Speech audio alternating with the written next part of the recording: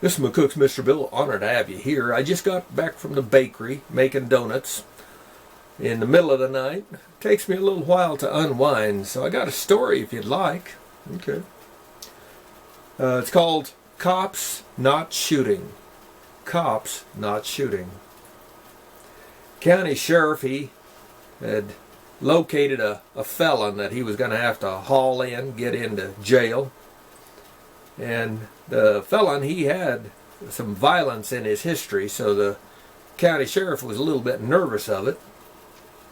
And the old county sheriff, he saw him, so he walked up, but he kept cover with a big old cottonwood tree right beside him. He thought he'd just stop here. And he hollered at that guy and said, "I want you to come over here, I want to talk to you." Well, the felon immediately pulled a gun out, and the cop, old county sheriff that is, he jumped behind the tree. Well, the felon started shooting at him. Now, he was using a .380 auto pistol. .380, it's a rimless cartridge, basically a 9mm. 1,000 feet per second, shooting a 90-grain bullet is the norm for him. And so he popped off 8 rounds at that cop. Now, the first few shells, the big-bellied cop with a big bottom to go along with his big belly, he said he was just worried one side or the other of him might be sticking out one side of the tree or the other. But that 30-inch cottonwood tree protected him real well. 8 shots was fired, and then the felon was out of ammunition. So the felon, he tried to get the clip out of the gun and dropped it promptly along with the bullets on the ground. So here he is on his hands and knees trying to pick the bullets off the ground and get them in the clip, and then the clip back in the gun so he could shoot some more. Well, when he was doing all that, the county sheriff walked up to him and made it real clear that the gun was pointed at the felon's head and said, "I think this would be a good time for you to surrender."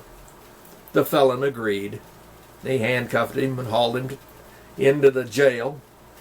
State Patrol, they showed up then, and they chewed that old county sheriff up one side and down the other. Said, "You ought to have shot him. He was shooting at you. You could have been killed. You should have shot him."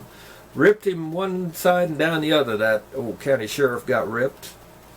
Well, the old county sheriff, in his defense, said, "Well, if I'd have shot him," he said, "I'd have had to, this weekend, do a whole bunch of paperwork." And he said, "That would have meant that I couldn't take my wife, who I had promised, out to Denver so she could go to a show that she's been wanting to go to for an awful long time." And he said, "If I had failed to do that for her this weekend, I can assure you she would make me wish I had been shot." That I had been shot. But if you think that's the only time that a local cop didn't shoot, you'd be mistaken. We had a guy at a gassing shop pull a big old hunting knife threatening everybody.